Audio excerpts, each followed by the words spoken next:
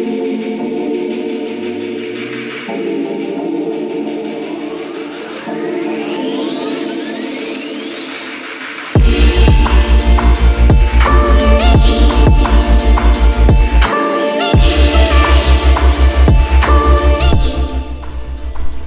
everybody, I'm Kyle Hannon, the world record holder in surviving the most chemotherapy, and I'm also the cancer patient with the largest biceps in the world.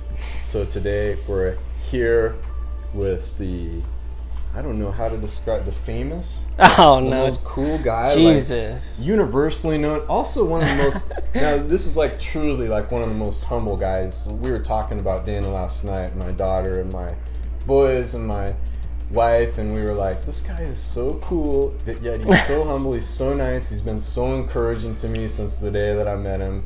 Dana Cox. So here he is today. What's up, guys? What's up? Yes. That's too nice of you to say. No. I don't know. I'm just trying to hang out with my boy Kyle here, get a little convo in.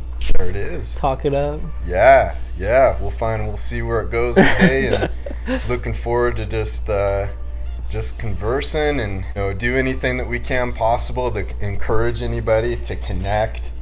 I believe we both been so encouraged by so many podcasts.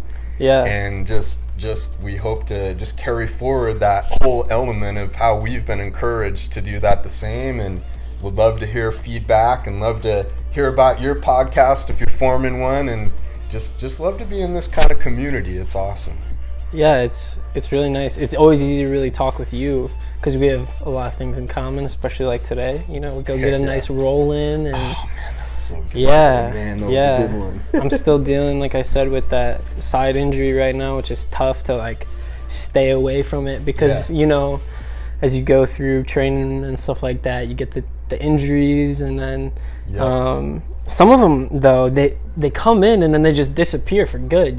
That's like true. For me, when I first started those scratches on my knees, I sat out for like 4 classes, and then all of a sudden it was gone. And it never comes back again. And even when your knees are scraping or on the ground, I don't understand that. Yeah. Some things. Yeah, it's hard to tell like what things your body was just kind of weakened before, and then when we're rolling in there, it's getting strong. But it sounds like when I'm talking to the guys who've been doing it for a while, there's certain things. Yeah, you need to recover from that. That's I got a broken elbow or something, obviously. Yeah. But there's other stuff in there I'm hearing about, even that may come up ahead that you just kind of got to work through, because as you get better, as you get to the next levels, like I was really sore behind my. Let's see, it would have been my lower traps and my upper paraspinals up here in the back, and then maybe the rear shoulders. That whole area back there was just wickedly sore, and it just exposed a weakness I had. And I think it's a muscle. There's different muscles I'm noticing in jiu-jitsu that are more important, and I think probably one reason, you and me are probably. And I know it seems, I'm going to guess a percentage of when I've asked everybody, it's been about 50% have had some kind of crappy rib. What is this? Yeah, something. Serratus muscles. Yeah, exactly. It's funny, my roommate had pulled out an anatomy book and showed me exactly what it was. And and it's like there's not much right here. No, there's it's just your ribs and a couple, some muscles and whatever. And it was so weird to see, but to like see it and then realize like, all right, I do need to sit out because I can't. This is something completely new to me. Yep. You've said it too. We've talked about it. We've done a million different things physically in the past. I played a bunch of different sports. That's right. You're an incredible weightlifter, which is one of the toughest things you can do. I mean, it absolutely is. Like, well, I want to hear more about the sports, man. I talked to you a little bit about. I know that you were a baseball star. Yeah, no, star is that's a tough one. You're gonna reject that one. I tried to serve it up for you, but no. Baseball. I mean, baseball's always been a love of mine. It's probably what I started playing sport-wise as the youngest. I think that's one of the younger sports that you can play growing up, other than soccer. Yeah. So, I always fell in love with it. What'd you play? What position? Played catcher. That's right. I could have played anything really. I always liked pitching, but catching was great because I always loved calling pitches and stuff like that, and creating like a little secret code, between the pitchers and the catchers is like such a cool thing. I feel like I really bought into that back in the day. And toughest position on the field. One of the toughest positions in sports, to be honest. You're taking 90-mile-an-hour pitches, and you got a bat right above you swinging, and you got guys running into the plate, hitting you in collisions, and you're just standing there. Yeah, no, baseball's we're talking about injuries in jiu-jitsu. I probably got hurt way more in baseball than I ever got hurt in any other sport, That's something. And like when I was younger, I got hit in the back of the head, got knocked out right on the field. Kid hit me with his backswing, hit me in the back of my head with my catcher's mask on, and he nicked the ball, and my coach was screaming at me to get the ball. I was flush on the ground. Jeez. Facing the ground. And then in high school we had a pretty crazy we had a really crazy pitching coach, and he was also the catcher's coach too, in a way. So one of my best friends went to high school with me too, and he was also a kid that caught with me. So we split time 50-50. It was awesome. Like, we got to push each other constantly. I think it's one of the reasons that we really, we were good in high school, or at least our high school team was good, because we liked to push each other. We had some really good competitive, teammates and stuff like that. And but our pitching coach, one day, he did this on numerous occasions, but you know what a fungo bat is? Yes. The long one.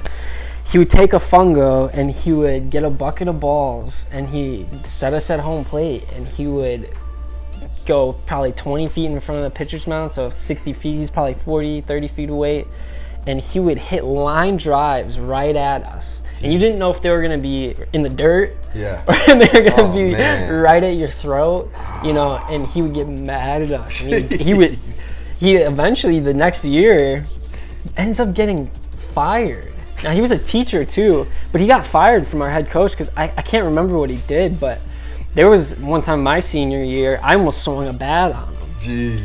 Yeah, and I'm not like violent like that, but he had been getting at some of us, and then one of our guys used to call him Big Time because he went on to play D1 baseball and all this sort of stuff, and I was just fed up with him. Almost swung a bat. Some coaches, man, in high school, that's one thing. Don't let your coaches get the best of you, because that little world that they're taking care of with you is all they have. You as a kid, you have so many other things that you can do and excel in, and don't worry about that coach, because I know a lot of coaches do end up ruining things for kids, and put you in positions in high school where you're like, you can't let them do that to you. There's a lot of if you want to be physical, if you want to be an athlete in high school, there's a lot of things you can do outside of your own school to go and get that, go and fulfill that in your in your body and in your mind, because I know I craved it like crazy in high school. If I didn't have sports, oh my goodness, I don't know if I would have been my parents always they probably drilled it into my head, that if I wasn't in sports, my grades wouldn't have been what they were. And in a way, I kind of agree with it, because with it too. Absolutely. Yeah. If I'm not doing something to stimulate my mind outside of school, how am I So wise. I totally agree. So what brought you? So you ended up getting around the ASU baseball team. How did you get down to Arizona? And how did you get into that baseball at ASU?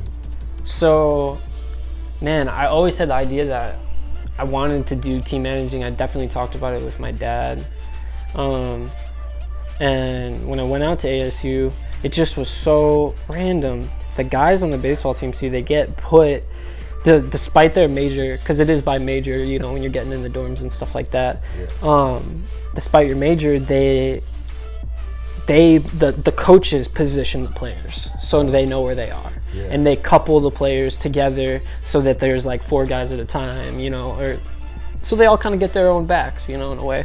And me and my roommate got put right next door to 4 guys, and we just got super close, and I ended up moving in with one of the kids my sophomore year. as far as going to school at ASU, I really just wanted to go out there because Chicago is just so cold. Coming from Chicago, or just like going to school in Chicago Heights, all high school, driving through the snow, I was thinking like, man, there's no way I'm doing this in college, or I'm not, like, I'm going somewhere other than here. And then when I missed prom. And I missed a baseball tournament, which was a really cool tournament, or not tournament, it was a doubleheader. It was at Kerry Wood baseball field. If you know who Kerry Wood is, he's a really famous Cubs pitcher. And I missed out on both of those because I wanted to come out to ASU to see campus and all that kind of stuff. And then once I got accepted, that was like, I mean, I had already gotten accepted. This was just like me seeing if this is where I really wanted to go.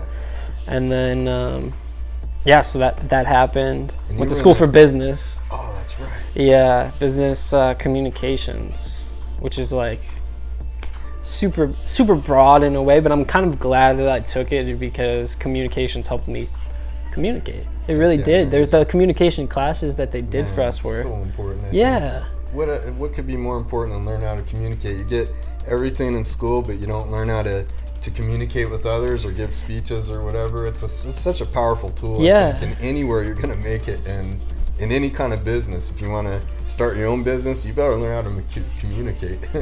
Yeah, or even just to read the room, right? Like just to understand, like, that's true. Kind of what the situation is, and just because that was a lot of it too. We even took time looking at like how politicians interacted and stuff like that. Just seeing, like, words aren't even being spoken. How are they communicating and stuff like that? So it's really important. Man, so taking you around the way, when you're in the Chicago area, you're actually not right in Illinois, right? Or did you live right? in Illinois?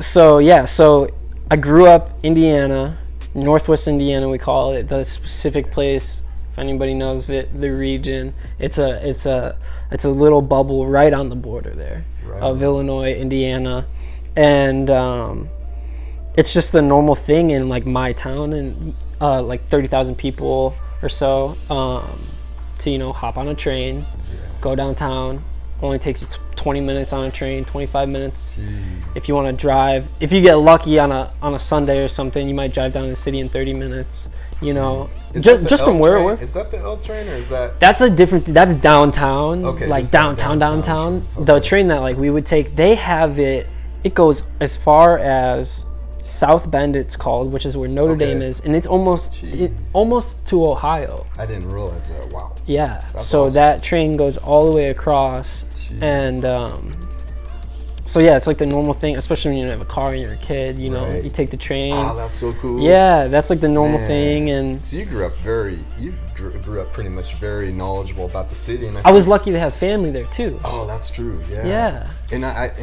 And that then you got into DJing, right? In that area, what's that like? Yeah, that was crazy. Just for the little spurt it wasn't like oh, I did this for a year. It was like, we got into it my senior year, and just ran away with DJing because nobody else was really doing it at our school, or like it was a niche thing that like me and my buddy were doing. And I had always played music. I was mentioning this last night when we were all hanging out about my old setup. I think I might have been telling Shai and Jay that like I had this crazy like 60-pound amp and like these unpowered speakers, just like a setup that is just crazy today to have. And you taken into the Chicago clubs then? Well, no. So for that this was like when I was younger. So this was like our like high school parties. So I would just do local stuff, and it would just be like, oh, Dana's just bringing the speakers, and he's gonna plug in his iPod. So cool. And like, and that somehow turned into like, in the, you always hear like people trying to take over the aux, right? Yeah. That was never a problem. We never grew up with that. There was one girl, and we always used to make a joke about it, and it was like one party one time, and so I never had anybody that was trying to say like, oh, let's, we want music from over here, over there. You know what I'm saying? Yes. And it's like we're just like 13 and 14 and 15, and then when it was getting serious by my senior year, we started getting shows, like local shows. Nice. And we played at probably 4 different venues in like a 6-month span. That's pretty sweet. 4 different venues, maybe like 5 shows in total. You got paid for that? We didn't get paid for a few shows. Okay. Like there was a few different shows where we were just like, didn't know what we were doing at all. Trying to involve parents is very interesting because my parents are divorced, so just trying to communicate with my mom and my dad what I'm doing, also trying to have distance, because like they're the type of people, they grew up going to shows and stuff like that. They might want to come, and it's just, that's not how I wanted things to go back then, unfortunately. And I think they already knew that, so we didn't have to worry about that necessarily. But getting into the details about pay, I think wasn't a big deal, because I was just so excited to just go do this thing that I really loved. Amazing. And until this day, I'm not heard about it, and I never would be. And I, of course, give the advice to any young artist: if you do need money, you know, I wasn't in a position where I needed it. I was a senior, still being taken care of by my parents, and we were just trying to display this really cool thing that we did on the side, you know. So, and I always tell it, we sold like 70 tickets our first show, had like 30 people show up to the door and all that kind of stuff, and it was a ton of people. Sold out event, and it was just local artists for our very first show. So it was a really, really cool, intimate thing. And the place we had it at was this awesome venue called Zero Gravity, and they tore it down for old folks home like year after we left. So it was like I said, like this short little spurt of like doing music. But I also had a really good friend at that time who was doing even more incredible things, and really he was the one that was inspiring me as a musician. Like we're young kids, like holy cow, we can really do this, you know. We can make you don't think about that, I guess, when you're doing something. When you do something every day, you wake up and you go to school and all that kind of stuff, like 3 through 18, you know, with your parents and all that kind of stuff. Sometimes you don't really realize how big you can dream, you know. Good word. And you don't. And then you sign off on that piece of paper saying, I'm going to school. Yeah. You know, when you have no clue, you know, you've no idea. That's beautiful. Hey, Dana's like, he produces music, and I've made music for a while as a side hobby, and you hear of people making music, but Dana is on the professional. Of course, he's gonna be humble, but he's very, very professional with his music, and he's been kind enough to let us hear some of it, because he's working on a plan to get that music out there. And I think it's really beautiful, because his music, we were in here last night, and I mean, it was just amazing in here. We literally had one of the best times ever. We watched the fights, we cold plunged, we took, you know, we hung out, and he was playing his music, and it is, it's just phenomenal, next level stuff that, you know, like the kind of genre what would you I'll let you describe everything, but I just want to say, like, no absolute joke, Shy, everybody here was like, this music is next level. And maybe we'll be able to you know, listen to a little of it or something. We can plug it into this thing or whatever. But man, he is an amazing music producer, and I know some of it comes from his family too, so go for it, man. Let's hear it. Yeah, no, thank you, of course.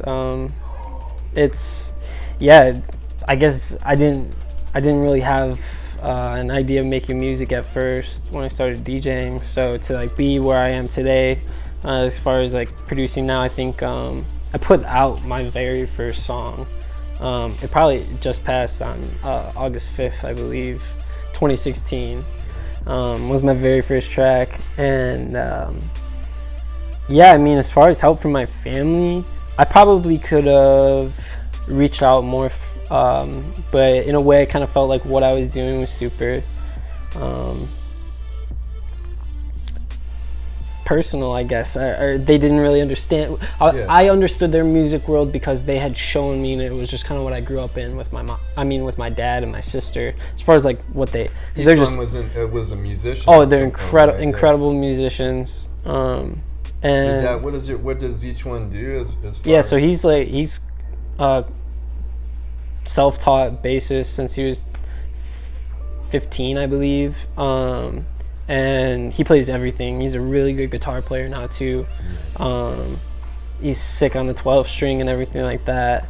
And he's got a sweet voice too. He's always been a little, I don't know if he sings, but he doesn't show off his voice. And then as far as my sister, she plays literally everything. She started playing drums though, so she's a badass for that. Wow. Took over my drum set when I was a little kid. Yeah, I got a drum set when I was like 6 or 7, and then she took it over and just started going crazy. And she became the first, I believe the first percussion section leader at our high school. We have a really crazy marching band in my high school, and she was the first female. I know it's how big of a deal it is in Indiana area. Oh my goodness, it's crazy. Yeah. Not like in Arizona. Yeah, they have a national like competition for it. You know, where like all the states. Yeah, it's crazy. You got to be in shape too. And all that. So my high school that I went to, they had the most championships in the country, which was at 7. Wow. Incredible. Yeah. So she was a part of that band. So super inspirations, but as far as like anything they taught me, not much. They didn't show me much of anything. I didn't. Just in your blood. It might have just been, and really, it's not their fault when I say they didn't teach me anything. They just, I was with my mom. I was living with my mom, and she was the one that got me my first mixer. So she was the one that was kind of pushing me to be a musician in a way, and I think she knew that. So, as soon as I had mastered that mixing in a sense, or what I thought was mastering, it was like on the music now. And we have this huge portfolio of music now on my hard drive that is just, sitting waiting to see the daylight. You need to get out there. There's so many people you can help with your music. Shai mentioned that, and somebody else mentioned that recently to me too. And I guess seeing it in that light, in that perspective, that it does help people. I feel like I doubt myself. The step before that is like, I don't want to feel like I have to explain myself with this music, and like, it's you don't want to try to sell it yourself. It gets uncomfortable a little bit, or like, what would you say? I know it's really hard if you make something, if you make art, to say, hey, this is awesome, this is what it's about. You know what I mean? That taking that out there where it can be received by people who really need it. Yeah, I've shown a lot of, like, the people that I've taught as far as like music in Ableton and producing and mixing and stuff like that. I never hold back, and give them all the secrets, everything I know, everything I can hand them. And he gave Kai, my son, whole catalog of stuff. Kai's into music production too. Just sat there and talked to him for like an hour about it. So and we're gonna do more eventually. And even Jay now and Chris and all that. So it's like there's a lot of people who like teach it, and that's one of the things I know about myself, is that I do want to give it all up as far as like giving out the music and stuff. Like, I don't want to keep like secrets or anything like that. Here's a sample of Dana's music from Doxbeats. Then we'll return to the podcast. Thank you.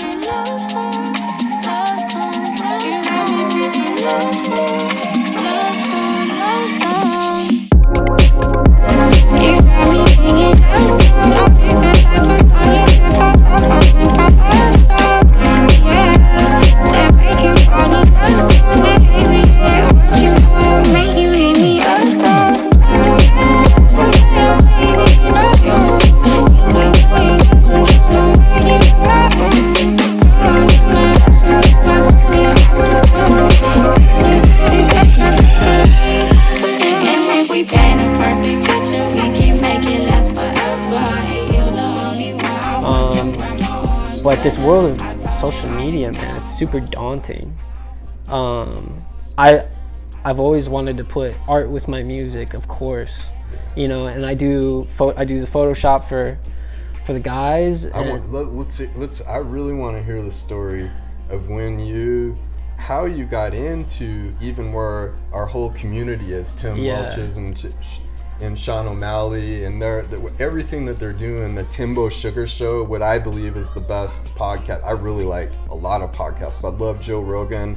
Actually, Tim and Sean were on the Joe Rogan show. So their show is up there. I think it's the best show out there. I think it is for a younger audience, and I think that they present a lot of really strong information about optimizing health and just living a healthier life, and in all aspects, and they're delivering it in a very unique, entertaining way, and I just love everything about the show. But I'll let you go on that one. No, yeah, exactly. I mean, that's pretty much how I had just gotten attached to the show, was watching the podcast, way back in the day. One of my best friends, Lewis, he's an amateur fighter back in Chicago, and I talk to him pretty much daily about MMA, just anything, UFC, and he loves Sean's style,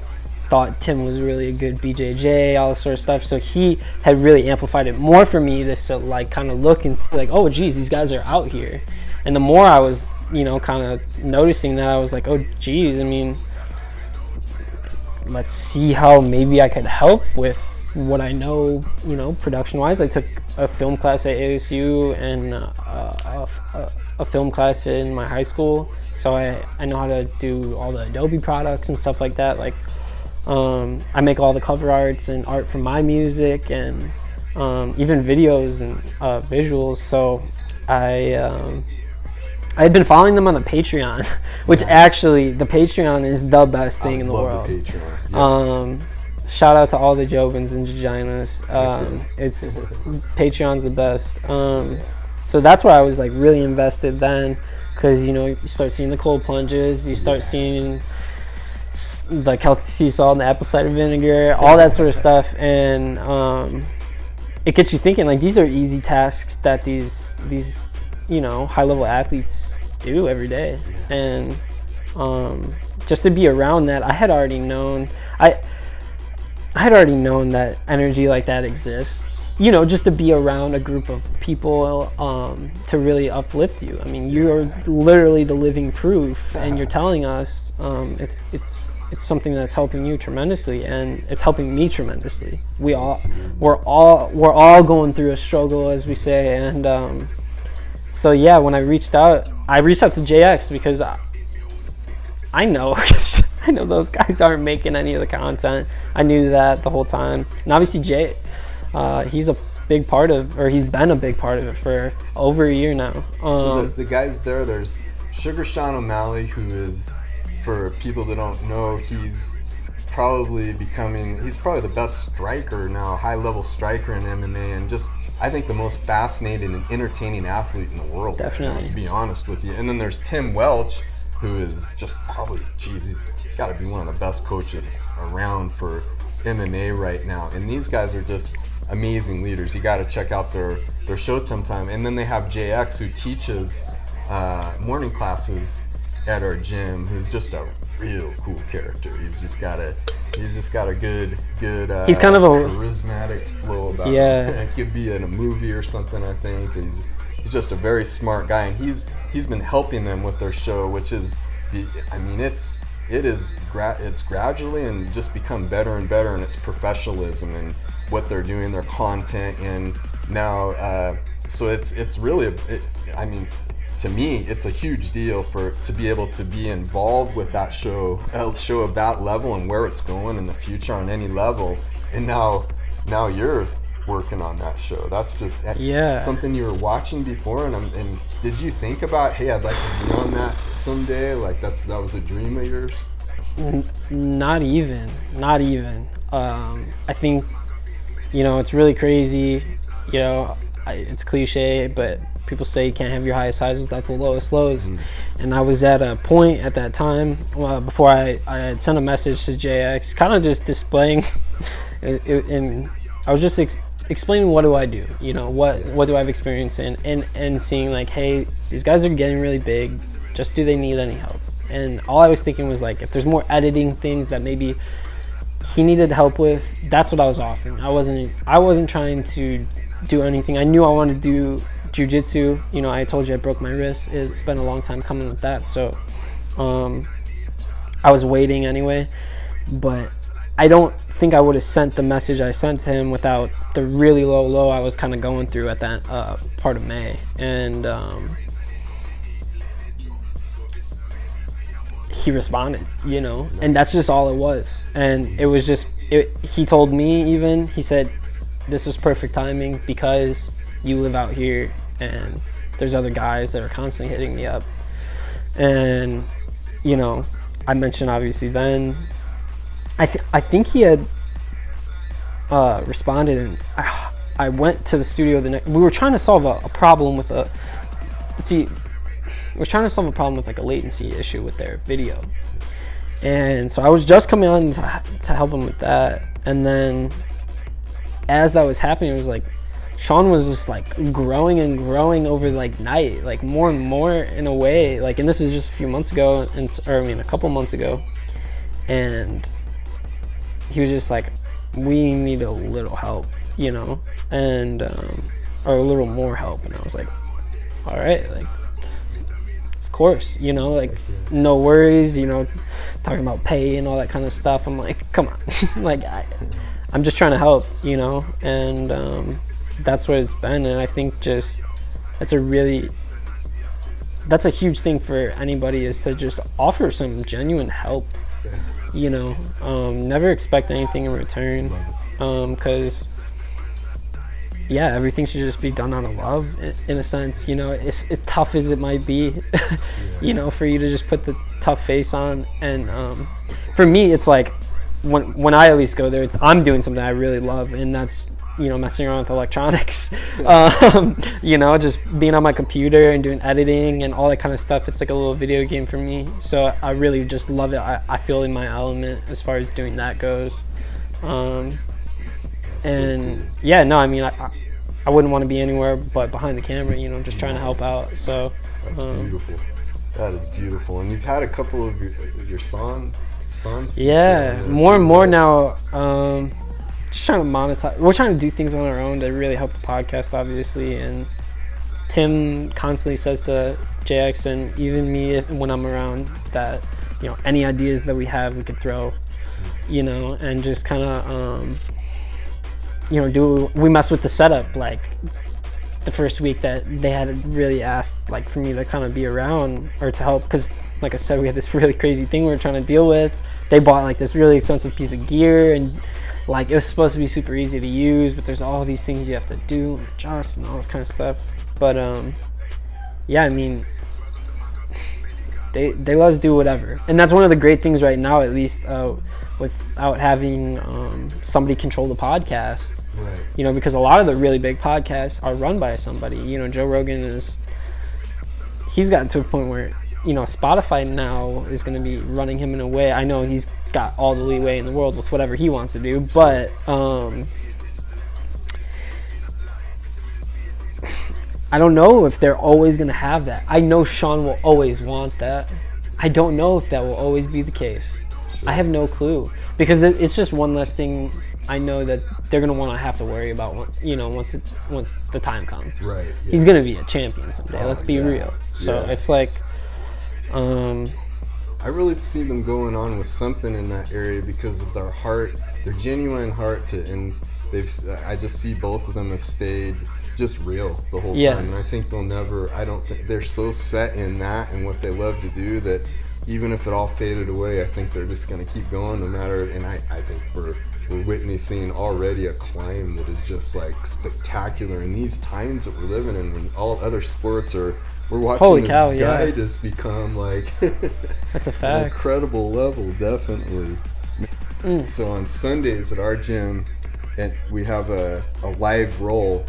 This is jiu-jitsu, and we just, the entire hour we just roll live. I think we rolled, what was it, 6 minutes today each match?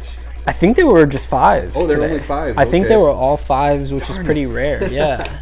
I cheated myself. Well, 5. So anyways, it's usually in most classes you go in and you drill stuff, and then you might roll live a little bit, and And so on Sundays it's special at our gym. Everybody comes and you just go from person to person. You just kind of call somebody out, Dana, Kyle, let's go. And you roll and you take a minute break in between. And so we hit like 7, I think, rolls today. Probably more than that. Probably more than that. Because there was, besides that first flow round or whatever. Oh yeah, I forgot about I went for like 5 and then I sat out for at least like 4 because my side was just acting up. But it's an intent for people that have not done jiu-jitsu. It is an absolute, and there's an experience, nothing like it. It's intense because the level.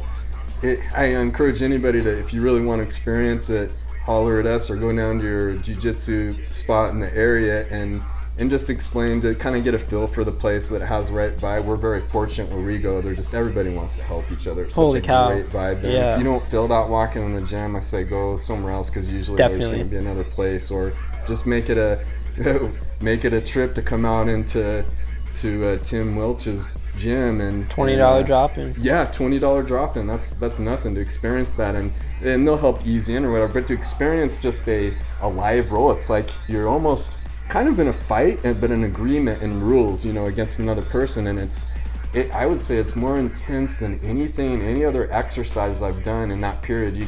For people that do CrossFit or even boxing or sprinting, maybe it's even something about it is beyond sprinting, because it just takes all of your focus.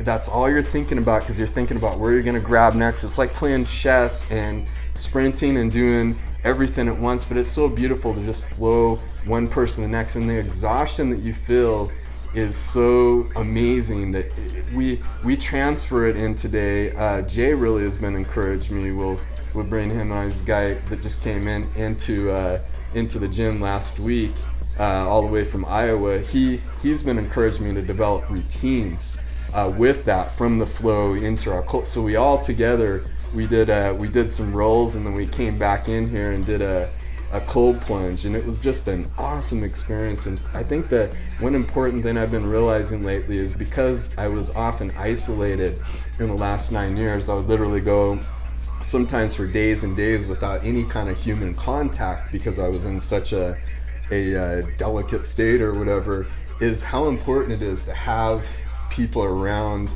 how healthy it is. So if you're going to be, it's one thing, it's great to be able to go cold plunge and have a workout and exercise, but if you're just doing it on your own every day, I think you're really missing a very important component of that whole thing, is having other people around you to help flow with, to learn in together, to sharpen one another. And I think that's something I've so valued in my own health lately, as my health continues to degree, just helping people and learning from them, and just sharing with one another, encouraging one another. I think there's something real special there too in jiu-jitsu, and I think they're probably going to start, I have a feeling it's one of those things, maybe I'm wrong, but hopefully it doesn't become a fad, but they may even start to study it, because I've found in jiu-jitsu, when you're grappling with somebody, you're kind of protected with this layer of gi around you, and you really get to, it's not like karate where you might not go full contact bouts. I guess I shouldn't even go on that channel, but where you're going to have to experience that feel with another person of just being, it's almost, I wouldn't say, I don't know a good word for it, but maybe in the flow of intimate, kind of an intimate, healthy sort of thing with another person. And it's, I think I think if they were to study it like scientifically, like they do with a lot of the health trends, I think they'll find that there's more benefits than just exercise or just something good for the mind, because I cannot even express how much I've been helped, where they call it chemo brain. When you go through so many chemotherapies as I have, you start, your brain gets affected, and you might start to forget stuff, or maybe it's all the medication, or maybe all the weed I've been smoking, I don't know. But it definitely, I've had trouble connecting my body to my mind, and I'll just kind of phase out sometimes and space out or whatever, and this has really helped start getting my brain in a healthier place. And definitely there's something, this COVID helped me, and I don't mean to say it like that, but it's a horrible time for everybody. This COVID out there, it's just nasty time, and it's difficult. But for me, I've been living this way for 9 years, so I was able to, because everybody was being safe, I was able to get out a little bit more. And this was kind of a good time for me to get into something where I had to be around a class where we're sweating on each other. I think we've had experience. Anybody there has an experience where somebody sweated and it went right into your eyeball or something. Yeah. So I found my immune system has been getting stronger, and I found my health has been improving unexpectedly because I've been rolling with people. I think mentally, physically, spiritually, I've just grown through that. So join jiu-jitsu. It's the greatest thing in the world. I mean, every person should be required to do jiu-jitsu. Absolutely. No, absolutely. Awesome. And it really goes back to what we talked about with our injuries. They're so unique. Yeah. I've played every other sport. I never had an injury like this before. So true. Because it's such a different sport. Yeah. It is so different than anything else you do, and just getting, like you said, in that flow state of a roll with somebody else that is. I'm just now getting some like flow rolls in because I'm so new that it's harder, in the earlier stages to get any of those. But now that I am, more sweeps and passes and all that kind of stuff, it's really cool. When you start, it's like that flight or fight kicks in. I was like, I'm getting choked. What's going to happen to me? He's going to do this to me. And you're like, and then as you get more used to it, you're like, no. We're here. If I get choked, it's all good. If I got put to sleep, I get a nap, Not that I'm looking for that experience, but we're going to flow with each other, and we're going to help each other. And it's just a beautiful thing. It's kind of like dancing, but a lot better because you're actually competing too. Yeah. No, it's absolutely right. That's absolutely right. I think the cold plunge, that mixed with the cold plunge, it needs to be a thing. Man. Covering your body in cold Epsom salt water it's necessary. Man. It's necessary. Truth. They talk about it. I used to follow, if you watch Game of Thrones, that guy Hafthor Bjornsson. Oh, yeah. Followed him on YouTube for a really long time. Man. Because I like the what's the powerlifting that they do called? Deadlifting? No. The like strongman. Strongman. Yeah. I love the strongman. Oh, and me too. So I was watching them, and they do the hot and cold, more than anybody does. Yeah. And he goes into the Atlantic in the middle of Iceland, in the middle of the winter. I don't know if it's winter there all the time, but it's cold there. I know that. That's a fact. And the Atlantic is freezing. Yeah. And so it's a privilege to do it in there. It's a privilege to get into the cold bath and do it in there instead of the ocean. Something our ancestors probably would have done. Something like that. Who knows? You guys just hanging out. But we're hanging out, shooting a podcast. Shooting bro. a pod. You want to say hi? You know we're shooting a podcast? Right on. Look at his shirt. It says, what does it say? One happy? This is one happy guy, right? This is one happy guy. Even during the hike yesterday when we got stuck by cactuses. Stayed pretty happy. Is Jay gonna sit on the couch? We're gonna bring. Actually, he didn't know yet, but I was gonna invite Jay in a second over to the couch. We'll get him over here. How long have you been filming? Like 9 minutes? Okay. No, we had one 30-minute one already. Ooh. Yeah. Alright, well. We're grooving. Good luck to your podcast. Hey, thanks. Jay's over here right now. He's like, oh shoot, I gotta put my shirt on now. We've been cold plunging. We've been having good times around here.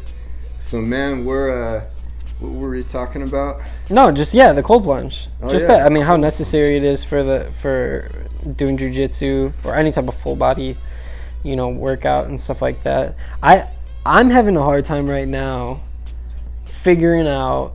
I was talking to my mom about this too.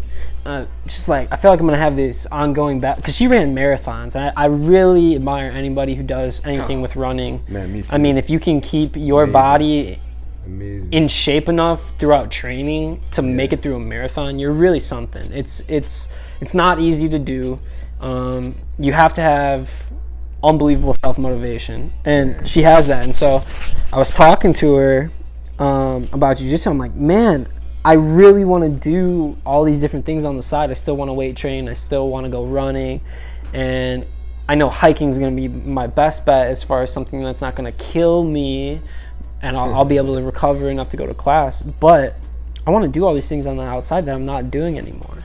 you know, because it's like the need. I really want to be 100% when I go to jiu-jitsu. Yes.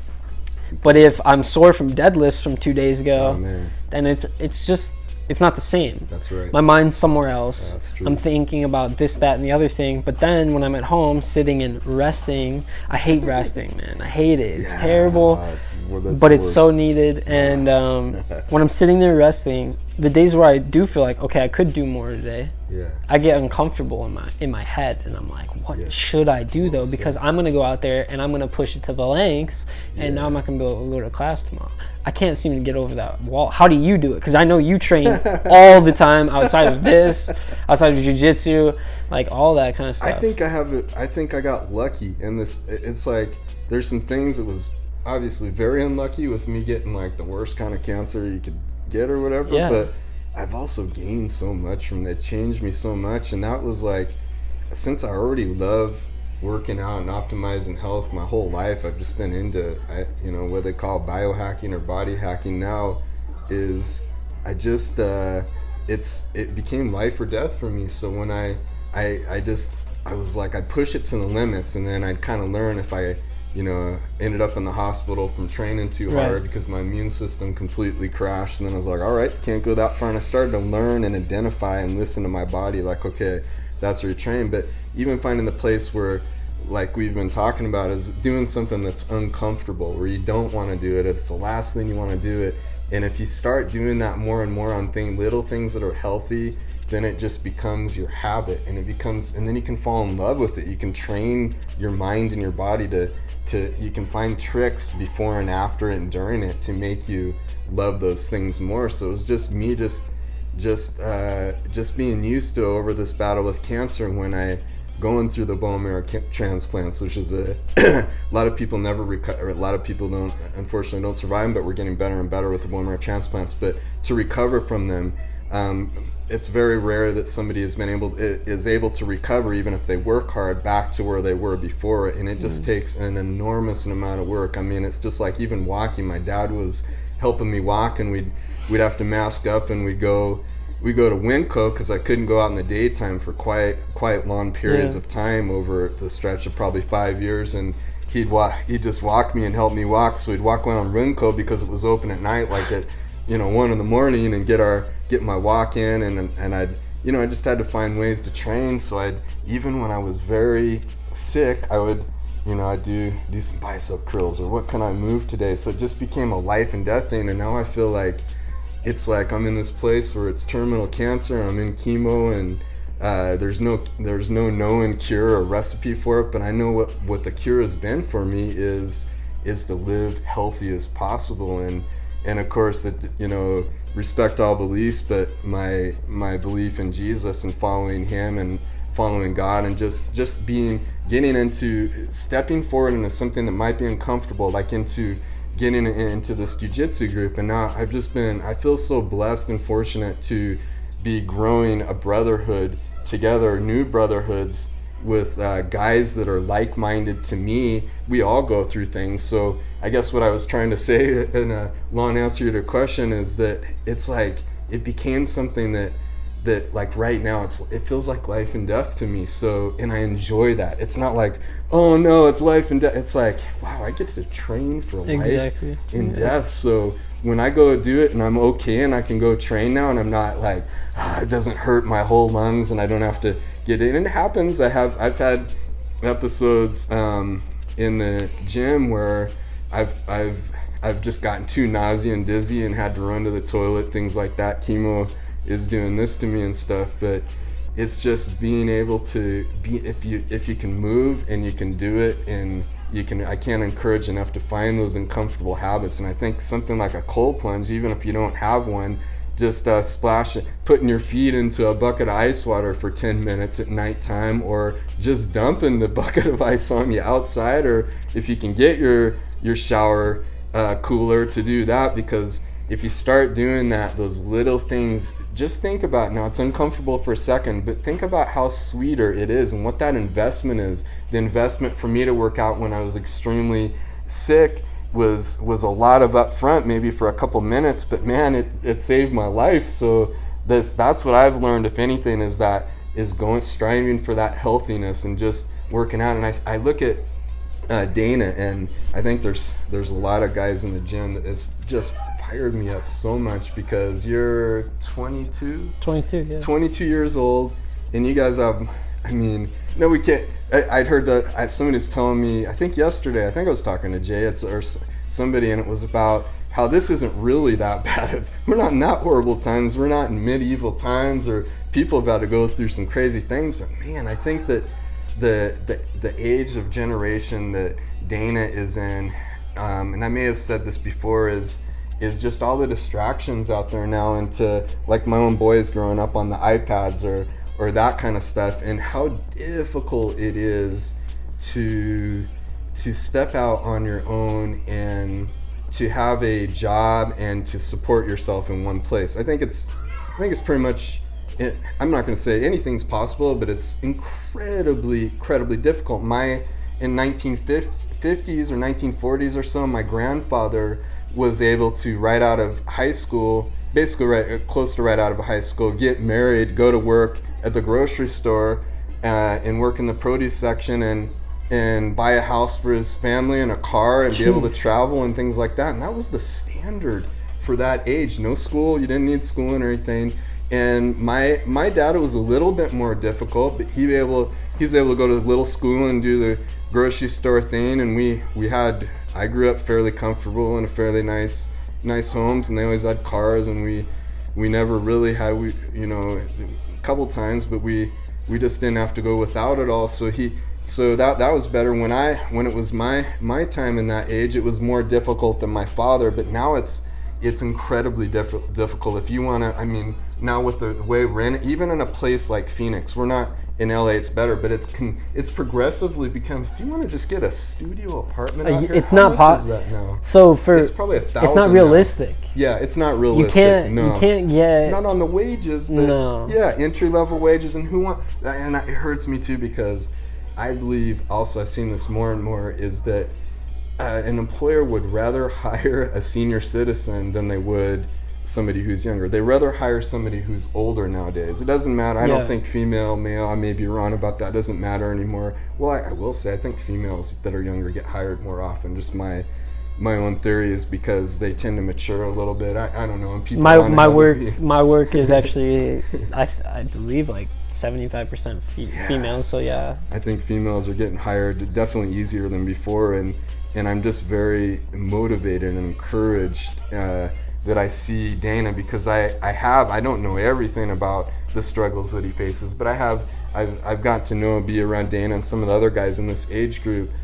It's just incredible. How the heck are they supposed to get a place on their own and get a job and do school and do everything else? And I so much admiration for you, dude, because he's staying in this job that's difficult. He's in a living situation he's very grateful for, but he would like to get into his own place or something a little bit different. And he's doing jiu-jitsu. He's going to school. Jiu-jitsu is, to me, is school.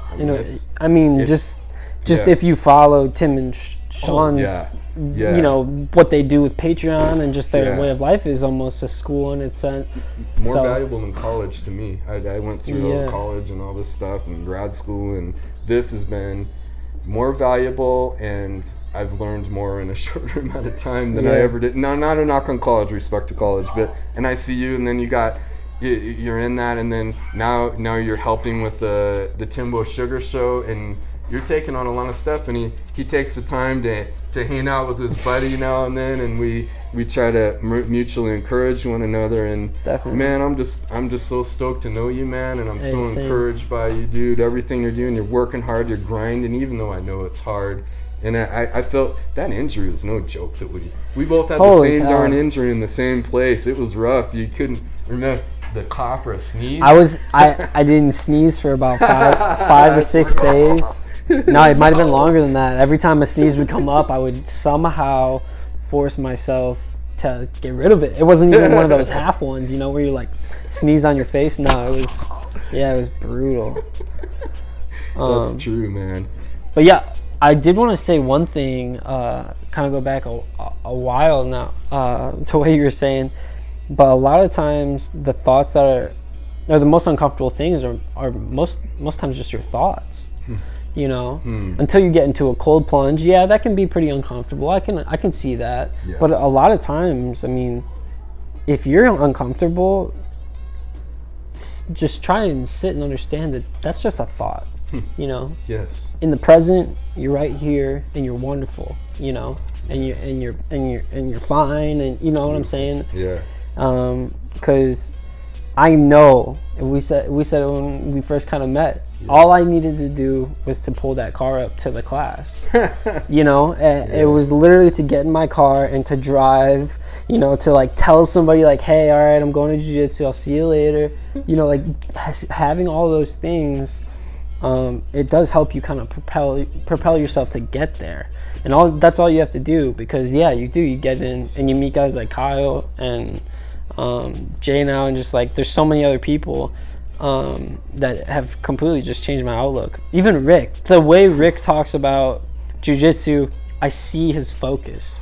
I see his focus on everything, and it's like I want to get there. You know, I want to get exactly where he is. So cool. Mentally, because it oozes out of him. Oh man. Yeah. You know, it oozes out of you when you do these things and you're a professional. And cool, dude. I think, yeah, I don't know where else I could get that really right now. I think I like what would you say. This is what I've thought about a lot, and I've used this a lot. And you're an excellent communicator. I love right away when I met him. I was like, man, I value his communication level. That you worked on it. That's an awesome. Not college, but in college you got encouraged to work on your communication, and man, it's so important. I straw my ass sometimes. My excuse is the chemo stuff, but it's not true. I was always like that. So, what was I talking about? I forgot now. I don't know, man.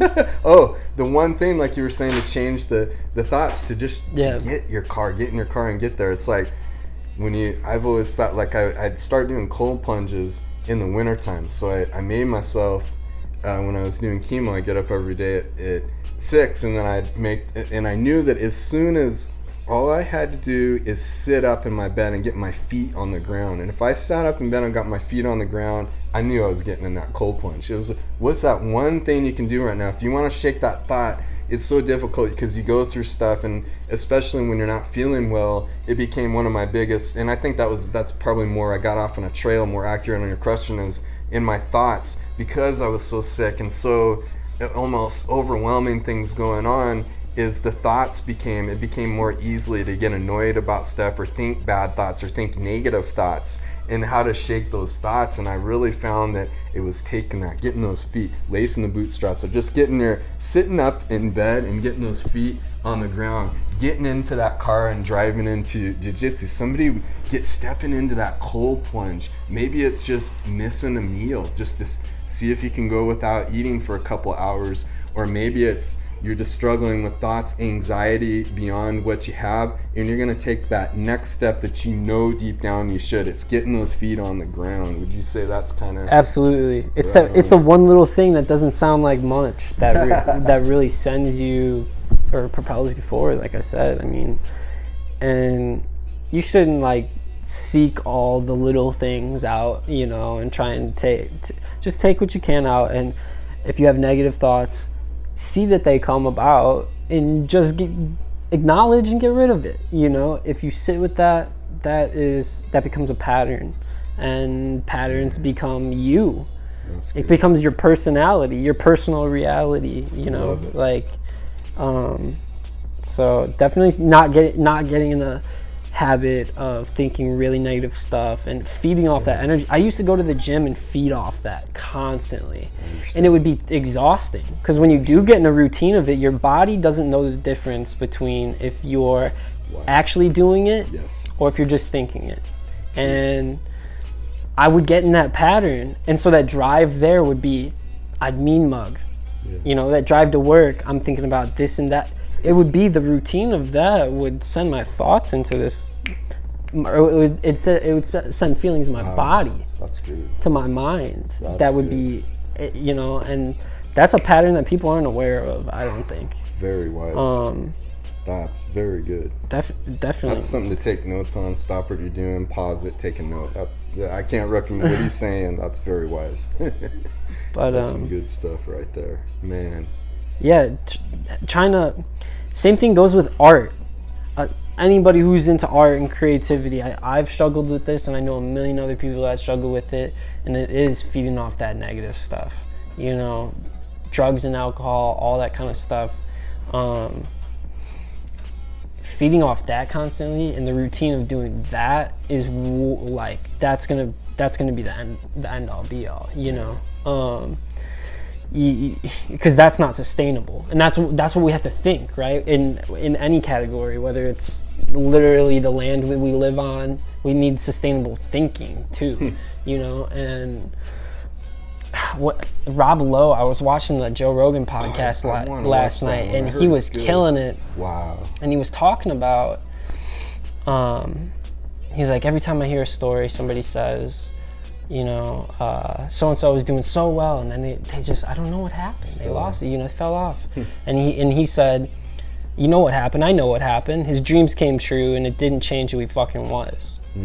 And that's a really big thing, man, is kind of realizing in that moment that this insane thing you've been dreaming about, or maybe not even dreaming about, it comes, and this is only going to come one time, you know, whatever it is. Yeah. But it didn't change you. You're still, you know, who you are, and that's why you're not going to get to that next level, because when those things come, you have to adapt, and you have to be ready when the call comes, like, you know, hey, show up tomorrow, we're going to fix this problem at the podcast, and blah, blah, blah, blah, blah, you know. So that's good advice. Yeah, because 2 weeks later, they could be asking you, hey, we want to pull you on for like a little internship thing, you know, and those are opportunities that could come about from things like that. That's beautiful. And I see you just treat everybody the same. I see you treat everybody with love, with help, and I think it's just a testament, again, to, I mean, this guy to me is a tremendous success, like at age 22, and we got these definitions that go back in history over the generations, but where his success level at this age is absolutely tremendous, and he stays grounded, and I think one reason that he's like that is he stayed the same to everybody. He's always helping everybody. It doesn't matter who it is, and that's a great way to live. If you're trying to get to the next level, be ready just to help somebody. You don't know where that's going to lead. You don't know who that person is exactly, and that habit is eventually going to take you to that next level. I believe very strongly, live in that way, and you just make that your life, and that's who you become, and you don't change no matter what happens. It's going to open some doors. Yeah, everything is abundance. You know, it's like I had a really good thought right there. I appreciate all the kind stuff you say, by the way. It's like, it's super nice. 'Cause as far as success goes, it's like, yeah, I'm happy, you know. Yeah. I think that's just like what success is being happy. We're always gonna want more, and that's why you don't think about wanting more. You know, visualize your dream, but wanting more, everybody wants more. That's just something that doesn't need to be said. And I don't need more from what I have. A friend actually said this to me a while ago, and it really stuck with me. It's like, anything is better than what I have right now. And I think when that comes with people, that's a really true statement, because like you were saying earlier, dealing with loneliness and just not feeling like anybody is there or around for you is like that's gotta be one of the worst things for your health. That's just your overall health. I used to be 210 pounds. I'm literally 149 pounds now. How'd you lose the weight? Man, it was just a whole change in just everything. The year after we had gotten a house and I was living with the baseball guy, and they went home, I just decided, like, I'm gonna stay here for the summer. Really crazy story, don't want to get into it, but I went to Hawaii. I got fired from my job at PF Chang's when I got back, and I was just really bitter about it. And I was just like, I'm not even gonna work. I'm just gonna work on myself for the rest of these 3 months I'm here at this house. And for me, that was eating vegan. And that was random because my sister's best friend was vegan growing up. I didn't know anything about it though. I didn't know anybody before I went vegan. Just my girlfriend at the time. I almost forgot about her. But that's always helpful. She wasn't with me though. We were apart at the time actually. And that was the switch, was just like I was more stern on my diet. I was just going for way more hikes. I started to meditate. I wasn't anywhere near as serious as I am now about meditation back then, but it was a start. It was, like I said, anything was better than what I had at the time because I was doing all these really, really negative things. And I wasn't eating right. I wasn't using my money right. I literally wasn't doing probably anything right. You know what I was doing was music, and I thank God for that time because my roommates let me be my loud, obnoxious self.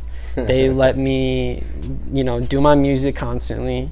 So when they were gone for that summer, it was really crazy. Then I worked on music every single day and night. I mean, it was. People always talk about Kanye. Kanye used to do 5 beats a day type of thing. That was literally me, and that's a real thing that artists do. That they get in these really weird moments. Artists, all of them. There's literally not an exception to this. Okay, everybody will go through this at some point as an artist. You get in these moments where you're just so into what you're doing, you don't care about the rest of the world in a sense, and. So I finally had realized that right when that summer came out. I was like, dude, I'm doing all these really negative things. I'm feeding off my music and feeling positive because I'm getting music done, but nothing else. And once I realized that, it was like, all right, let's see if we can do music in a healthy light, know?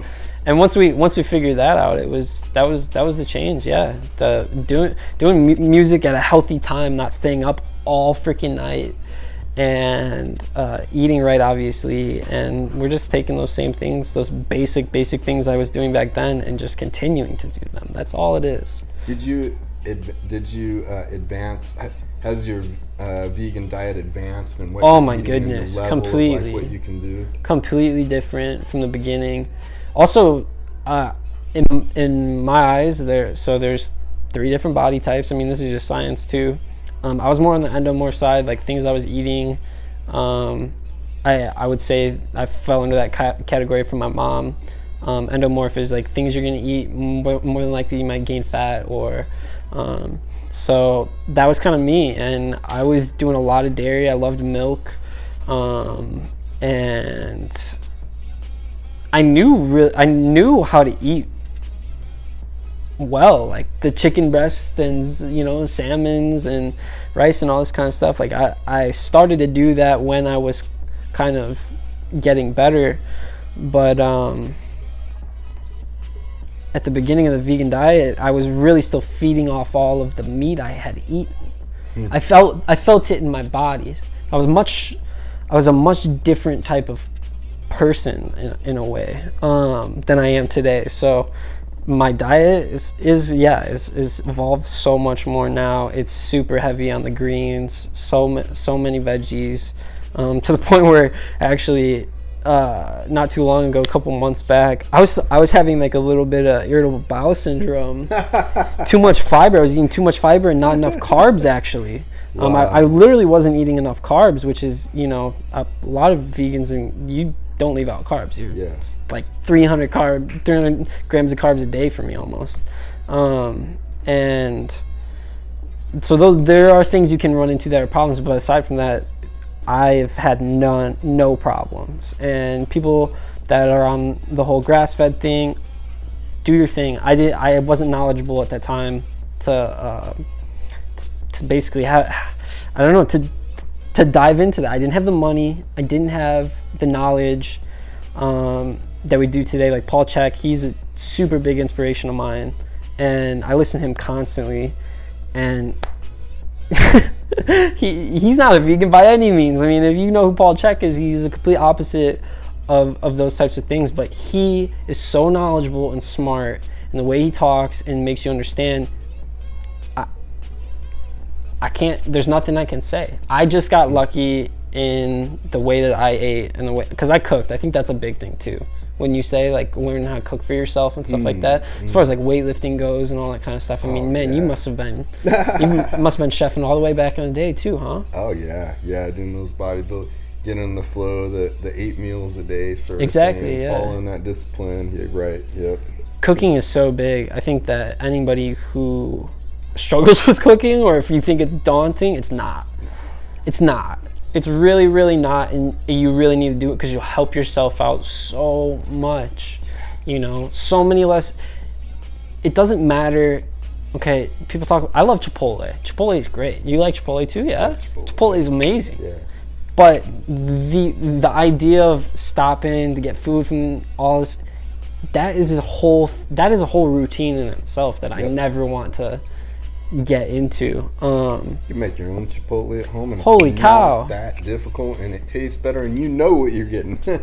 Not only do you know what you're getting, I think the sodium is such a big thing that people don't think about when they're going out to places. Even the place that I work at, the sodium that gets pushed into your food is outrageous, and like sugar and all that sort of stuff. It just gets stuck in there. You don't know. Yeah. You don't have a clue.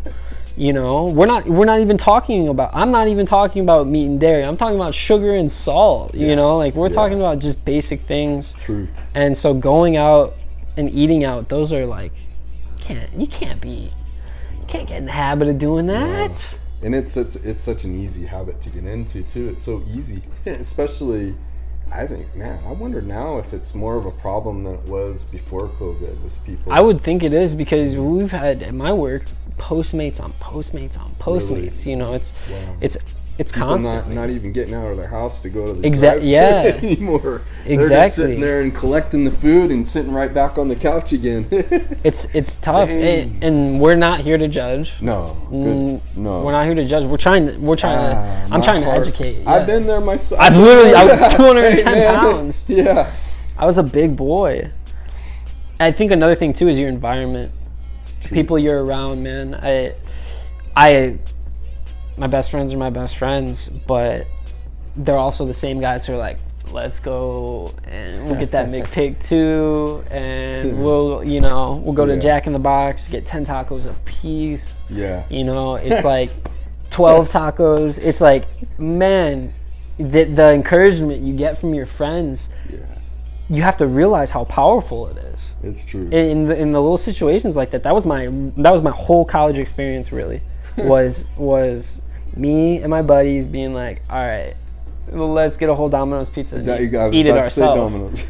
You know, and let's get it's like, let's get the cheesy bread. Yeah. Let's get everything. You know, we used to get super stoned, hop in the car, and we'd go to the China buffet, and it was like. I remember eating the food and like about 30 minutes in, after shoveling it in there, all of it tasted the same. It all had this mashed potato sort of texture in your mouth, because you're so out of your mind. Oh man. You know, because you just get these groups of friends. You know what I'm talking about? So true. You get these groups of friends, and you're just like, holy cow, let's go just mad dog on this food and da da da da. It's a camaraderie that's kind of it's in a negative health area. Right. It is a camaraderie. That's what I'm saying. If you can actually just recognize the power of just like, you're like, oh, you want to, let's do it, and then just, if you put that somewhere else. Like jiu-jitsu, like Adrian and Johnny. Oh man, no way. They push each other constantly. They're always doing something after class, before class. They're doing something, and it's like, if you can push that, if you can find that, we all have it with our best friends. You know, everybody has it with their best friends, their family, whatever. You have that connection. I know you do. Channel it somewhere else. You know, to that positive thing. I agree. Well said. I'm trying to think about some questions I want to ask you, but maybe I guess we'll have to save it for another time. Then we'll have to pry the stories out of you instead of out of me. Not that you have to pry out of me, unfortunately.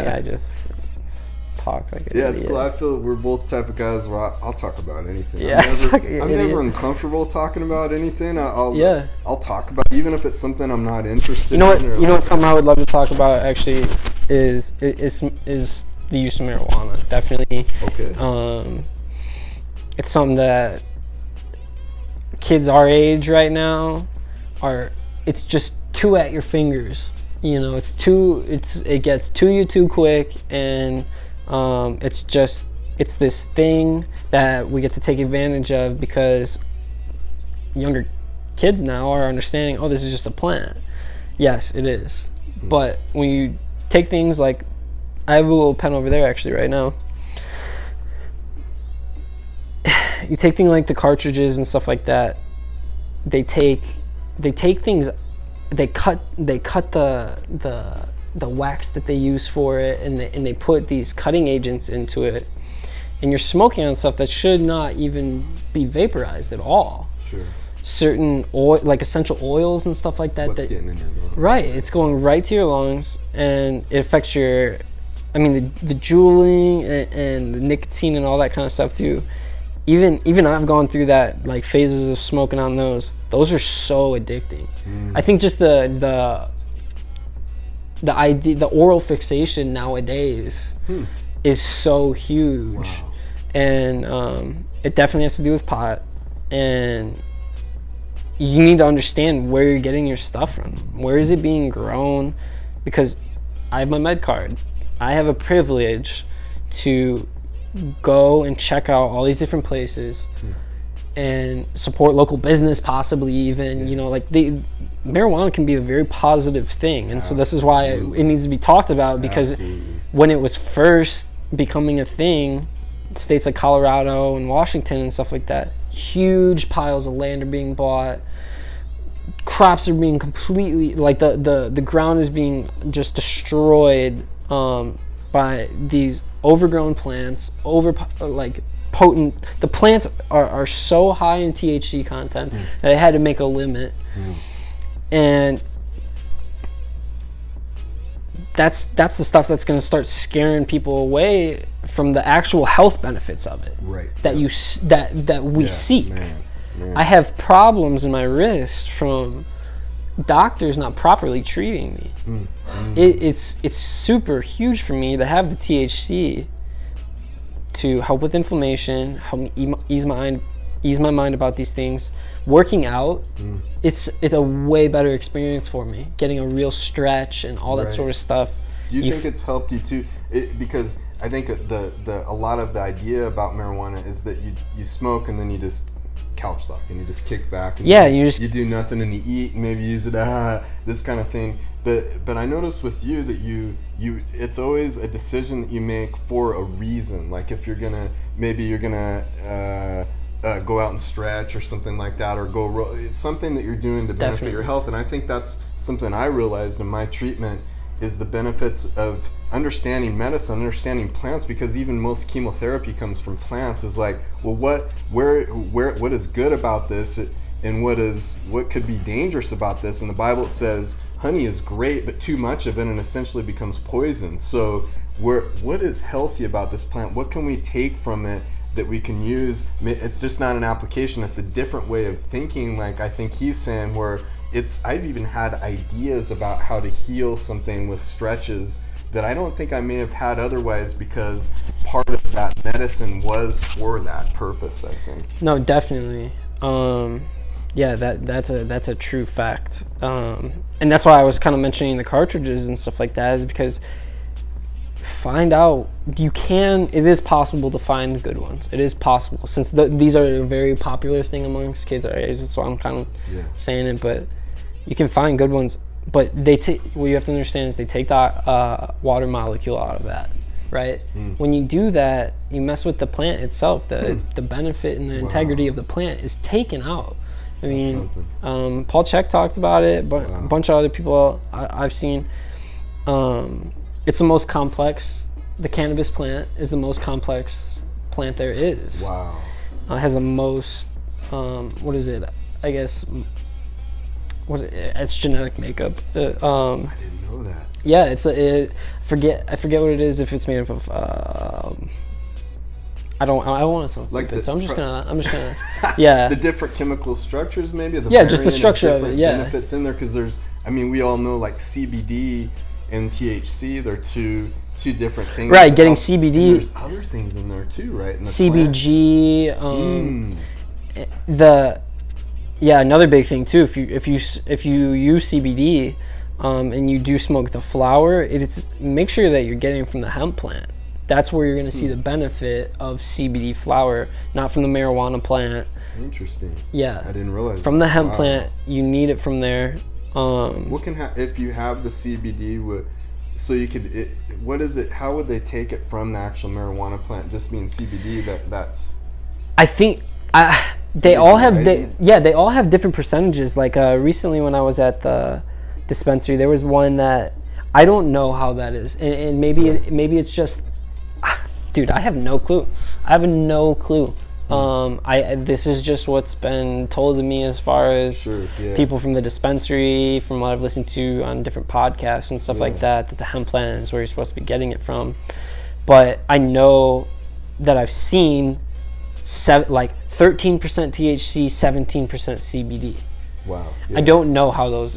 I would assume it's just the seeds. Somebody figured it out, and then they tested it, and then they just kept that whole. Yeah. That's what people don't realize too. Is there's so many different and where Jay was reminding me yesterday, like how different it is, even in different states in the United States. Let alone like I spent time in Southeast Asia, how different it is there. But all of the strains have different purposes. So I see what you're saying about being an incredibly complex.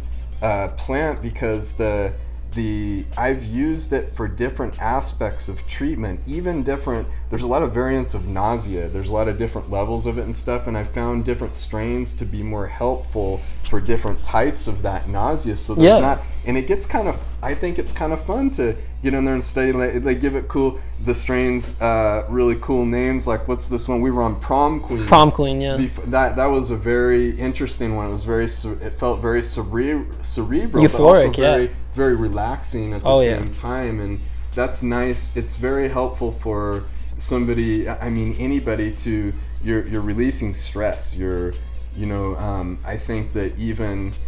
Back to the honey thing, I think we shouldn't completely avoid, just eat a drab life of just almost like prison food or whatever, like eating the same thing and never taking enjoyment from what we're consuming as well. So I think there's an aspect of it being important, not just to toil away at life, but also to eat, drink, and be merry sometimes, but to do it in the healthiest possible way. And I think that's kind of, there's a lot of options there I don't know what I'm saying.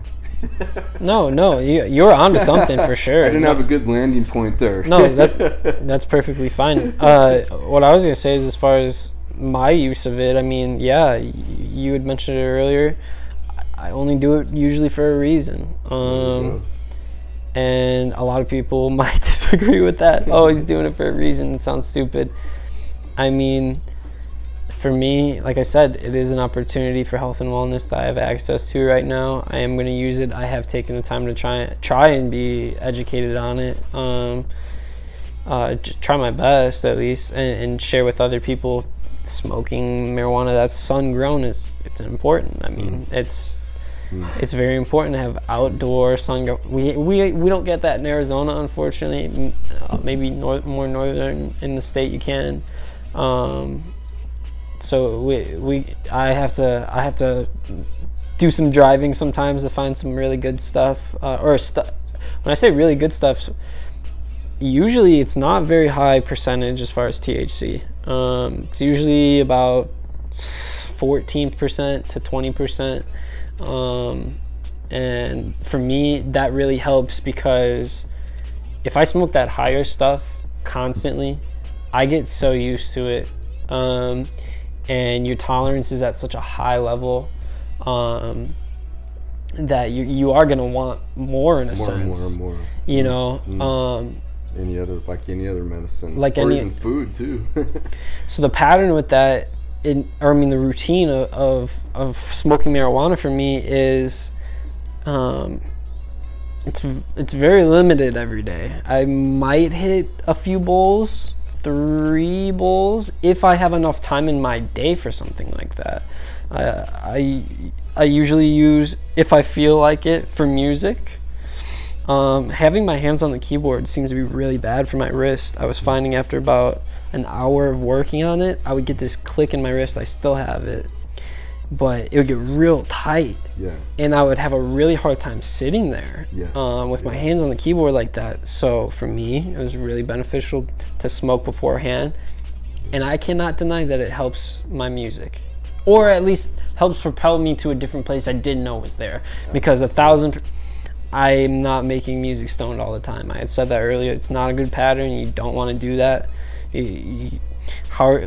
There's so many places to work nowadays. I'm on flights because I have family in Chicago. I want to make sure that I can work on the plane in my headphones. You know what I'm saying? And like, there's so many different places to work. If I'm sitting on the plane and I'm like, oh my God, I'm not completely stoned right now, how am I going to work on music?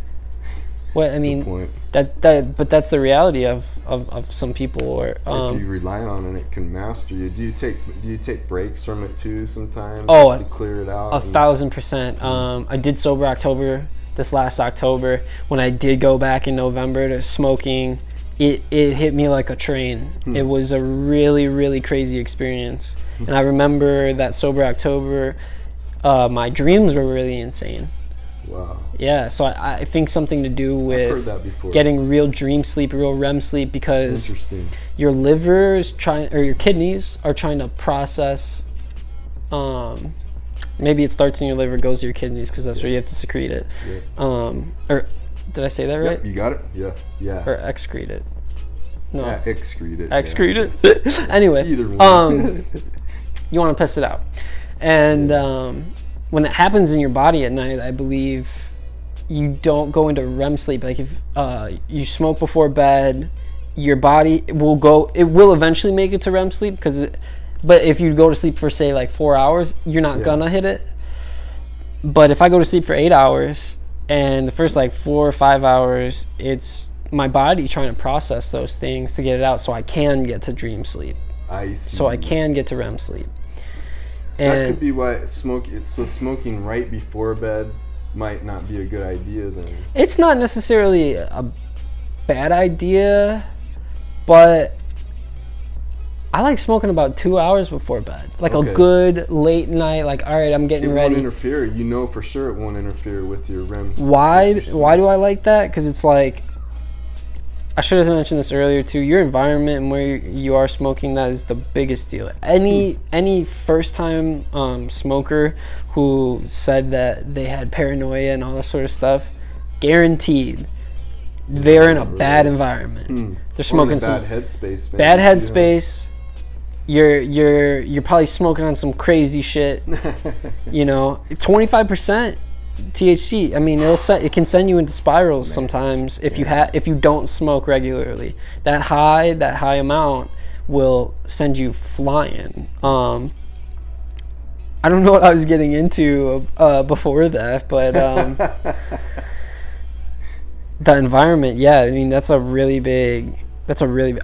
I'm gonna watch that back and I'm gonna be like, oh, I was going into something right before. But that there you go. Don't smoke pot, ladies and gentlemen. You will not remember a darn thing. It's a lie. All jokes. But no, I really respect that. It's like another example of just how we're just in a community where everybody is. We're trying to. We all want to improve our health, and we're open people too to like. Where we might change, like if hey, marijuana is really good, but why is it good? What is it helping? What is exactly? Yeah, I think that's just like having a group of guys who are responsible, which is like a really. It was just like keeping everybody responsible for each other. They say that when we're on the mats, when it's a big class, they say you don't take care of your partner because you don't know if you're gonna blow your AC out because Juan goes flying over on top of your leg. So it's like. Same idea, looking out for each other. I think we all do a really good job of that right now at the gym. Absolutely. We've connected with a guy in the last week. His name is Jay. We've been talking about him a little bit. And so impressed because, well, I think he's you want to come over, Jay? He's all the way here from Iowa. This is Jay. This is a great introducing Jay. We'll see him a little bit more. We're just gonna say hi to him real quick, man. Yes, sir. This guy's been awesome, and this is just an example of just how much we just love this community. I've only known Jay for a short, couple days. Well, actually, no. I think you came to the gym the next day after you arrived, right? So I actually moved here last Tuesday, and then I started training at the gym this past Monday. Okay, gotcha. So it was about 6 days after I moved here. Nice. But honestly, man, I feel like I've known you my whole life. It's crazy. Right on, I yeah. just feel like we connected so quickly, and then I just met you last night, and just feel like things are just sick, dude. Yeah. So proud, man. I'm just so proud to know this guy. Just in Iowa, he knew he put time into it. He made a plan. He visited Arizona ahead of time, and he was impacted so much by the Timbo Sugar Show. Is that correct? That was the main reason you decided to move in. And he said as soon as he walked into the community, into our gym, he just knew it was the right fit. And right when I met Jay, I was like, I love this guy. He's awesome. Thank you, bro. Yeah, man. Yeah. So what are you feeling, man? How do you think so far about everything? Man, honestly, dude, I just love the blue skies here, bro. I just want to keep learning. I just want to show up to training and learn. Exactly. And just make friends. And we did the ice chest, man. I love how you feel after that. So Jay got me into. We'll get into some stuff more, but I'm so stoked right now because he got me into breathing on the next level. I've done breathing has been a huge breathing work, exercise and breathing. It's been a huge benefit to me over my battle with cancer. And I got started because I developed 2 strains of pneumonia 9 years ago, and one of them was PCP pneumonia, probably the biggest killer of pneumonia.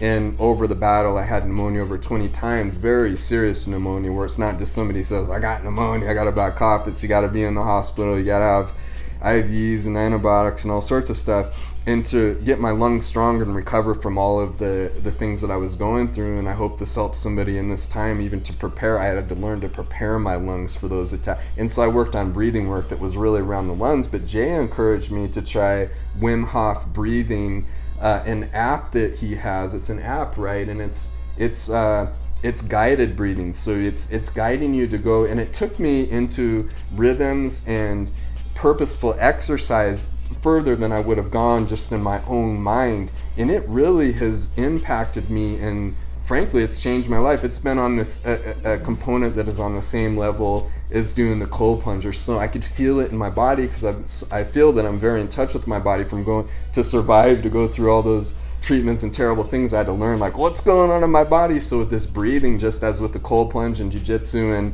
and being around great guys, this impacted me a lot. So man, that's an example of, dude, you came down here because you wanted to grow, but it's also I hope you feel blessed for helping me out too with that, man. That's getting awesome, me man. into this breathing has been a life changer. So thank you, brother. It's so cool how can just really just change your body's chemistry and just automatically make you healthier just within the first it's true 2 days of trying it. And just it's really nice when you take a rip and do it. You really get into it, and you're just really in it. I love it. And then do cold plunge after, hit the hot tub. We've been doing that. It's really nice. Hey, we're just a bunch of happy hippies that love to fight, right? Yeah. I think just figuring out as we go now. Today there you too, go. Just at jiu-jitsu, I guess on the tree thing, it's good to use tree as a kind of a supplement in a way, but not anything to cure depression, because I think people use it like that, and then absolutely become dependent on it. Good point. But today at jiu-jitsu, good call. I took a few rips off the vape, and I went in, and I just feel I was doing stuff I've never thought about doing before, and it just put me in this really deep flow state. I feel and it was really cool. That's awesome. Just feeling that, and then just hitting the ice after. Just yes, sir. Sick. That's cool. That's man. Sick, yeah. We got to see a little bit of Jay, and what do you got, Dana? You got any more? I hope we get more. I just so grateful that Dana got to talk, man. Yeah, that's all I was gonna say. With you guys. So yeah, super sick to be here. Knowing Kyle now for the past I started going I think the first week of June, so almost 2 months now, man. Yeah. And it's been crazy. Just being around all the guys. I see having a friendship with Kyle as an opportunity for life. Like just to live and like have I guess a different kind of connection with another person on this planet. Kyle is that person, for sure. And yeah, I guess we're just gonna see where this goes. I guess in the future. Amazing. Our lives are changing together in such a short period of time, and it's exciting. I can't wait for what's ahead next. Man, I just thank you. Anything else you guys want to say? Dude, we should play some of your music, bro. We'll plug it in here. And he's doxbeats. Is that doxbeats? Okay, yeah, doxbeats on Instagram. Type it in. Want to chief a bowl? Get high with them. Hit me up, brother. Hit me up if you need any instrumentals, any beats. I got you. I can't please check his stuff out. His stuff is in a new form of music. Come here, Luke Cannon. Luke Cannon, come and sit with me, bud. Describe. All right, bud. All right. Describe what you think of Dana's music, bud. Good and I don't know words. Too kind. Yeah. It makes you. He's pretty picky on music. They're really good. I can't find a word to say how good they are. Hey, there you go, bud. Good answer. Man. No, we were jamming to his stuff. It's a lot. It's hard to not move when you listen to his music. It makes it. He was dancing last night. He was moving. We were all moving, man. It'd be fun to roll to the ear. Oh, yeah, I know. We actually talked about that. So JX said that I should make a mix for us. So I think I'm gonna do that. Yeah. So cool, because like that'd be such good music to roll to. Yeah, right. It'd be so special too. It would be like, man. That'd be sweet. It'd be the Timbo, the TW Soul Fighters mix. Oh, man, please do it. Please do it. Well, we keep you guys posted on everything that's going on, and can't wait to talk more again. We'd love to hear feedback. We'd love to get to know anybody who wants to join in on what we're trying to do here. Yeah. Optimize health and just help one another, love one another, and just grow together. I can't wait for what's next. Make that change. Put your feet down. Step forward and do that thing. Each one of these guys have done that. They took something. They had a dream. They made a plan, and they put those feet down every day, and they keep going and taking the hits and the bruises along the way, and they're staying content, and we're helping one another out. So please join us. Hey, thank you so much for watching. We love you guys. Later. Hey. Nice job, guys. Heck yeah.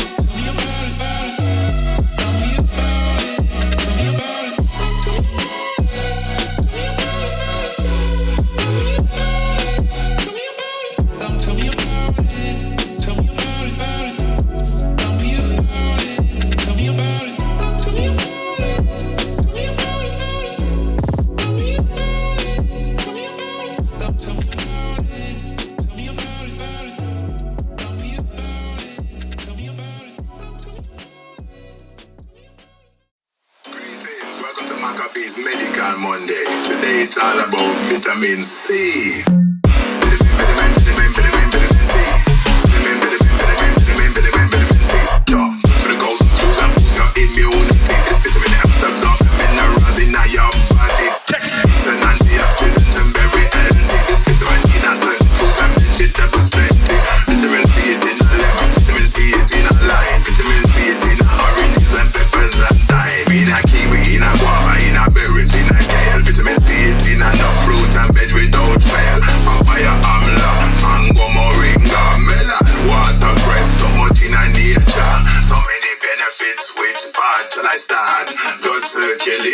Good for the heart, yo. Also good for the skin because it good for the collagen, yo. Helpful for repairing and it good for healing it, yo. So vitamin, and you must get it in. And the best way to get it is healthy eating it near.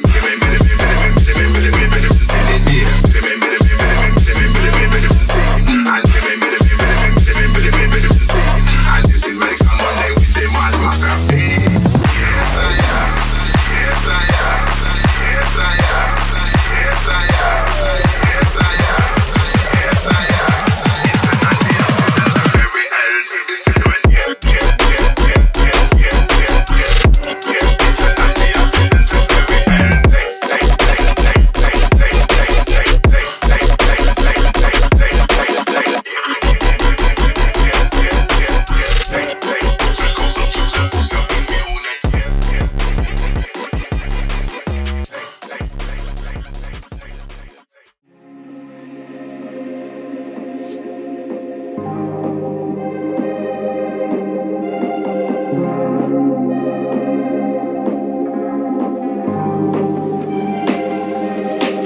I miss my cocoa butter kisses. Hope you smile when you listen.